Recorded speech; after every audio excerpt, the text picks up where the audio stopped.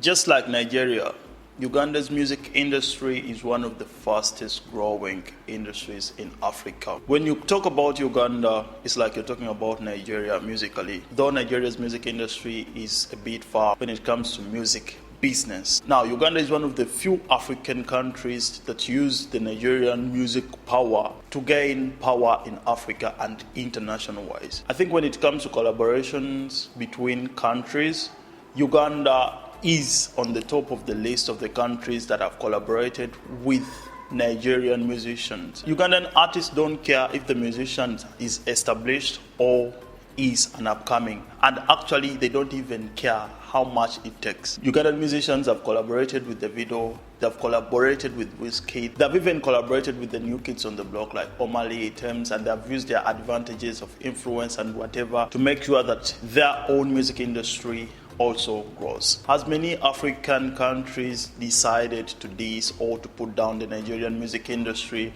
or to even oppose them as they were growing so fast, the Ugandan music industry or the parties in the Ugandan music industry decided to use the Nigerian music growth as an advantage to also see that their music also grows. Now, first things first, I'm a Ugandan, I'm not Nigerian, but I know that Nigerian music industry is far better than Uganda's music industry. Actually, some of our artists get the Afrobeat vibe from Nigerian musicians, so I know what I'm actually talking about. Today I want to show you how the Nigerian music industry and its influence and development has helped Uganda's music industry also to gain power in Africa and international-wise. Let's go back to over a decade ago when Nigerian movies started taking over Uganda. Almost like 10 years ago, while I was still studying, I used to watch Nigerian movies almost every single day. On TV stations, in the movie cinemas, in the movie libraries, if you went to hire or to buy a movie, they would show you like hundreds of Nigerian movies to pick from. Now, this didn't end on just movies.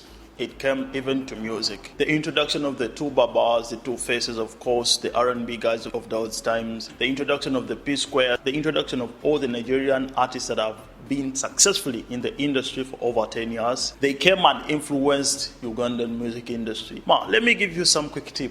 These Nigerian artists used to send their managers and promoters to come to Uganda and pay DJs and promoters to promote their music in Uganda. They used to buy air tickets and fly their managers and music promoters to come to Uganda. The Nigerian music business is a serious business. Now, what did Ugandan musicians actually do? The Ugandan artists decided not to hate, not to oppose, but they decided to use the advantage of the people that are growing fast to make sure that also their music industry grows. First, they did it through collaborations. Ugandan artists collaborated with almost all the established Nigerian artists. Ugandan artists used to take an advantage of the Nigerian artists when they came to perform. Even up now, when Nigerian artists come to perform, it's so hard for that musician to leave Uganda without at least a minimum of 2 collaborations with 2 established artists in Uganda. How did these collaborations help Ugandan artists to develop? The collaborations first will give you a new touch in music. Like if I've been making Afrobeat, the Ugandan Afrobeat, and then Wizkid comes from Nigeria, and I come from Uganda, my name is Palaso or Radio and Weasel, and then we collaborate. There's a new touch, a new feeling that we are going to put in the music, and that will give me a new image in the international market. Secondly, Ugandan musicians use the advantage of Nigerian established artists to have successful music shows. There was a time when Dr. Jose Chameleone, a Ugandan artist, organized a solo concert, and it was a success. But do you know what this guy did?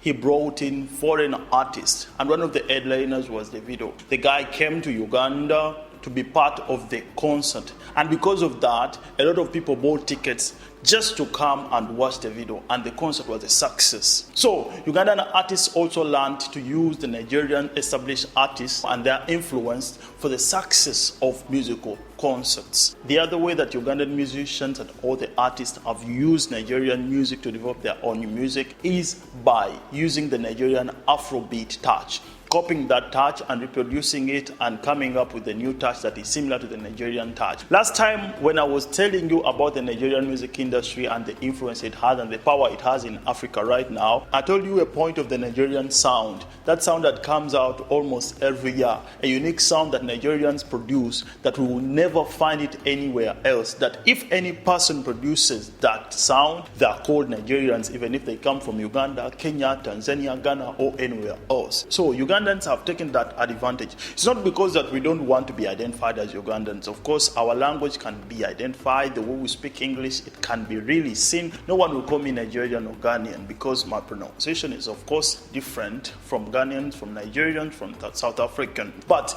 Ugandan artists have used that touch sense. They always copy and retouch the Nigerian Afrobeat. And when we bring out our Ugandan Afrobeat, most of it is a sample of the Nigerian Afrobeat. And that one gives us strength on the international musical market. There are so many things that I can tell you, but what I want to tell you is that the Ugandan music industry chose not to hate, but to take advantage of the Nigerian music industry. There are several things that can be done to make sure that we unite Africans and we have a single music touch. But the most important thing is using the advantage of the people that are leading at that time. For example, the past 2 years we have been dancing to South Africa's Amapiano, and almost every country has had a successful hit of Amapiano. Just imagine if we all said no, the Ugandan artists are not going to do Amapiano, the Nigerian artists, the Tanzanian or Kenyan artists are not going to do Amapiano. Let the South African artists do it alone.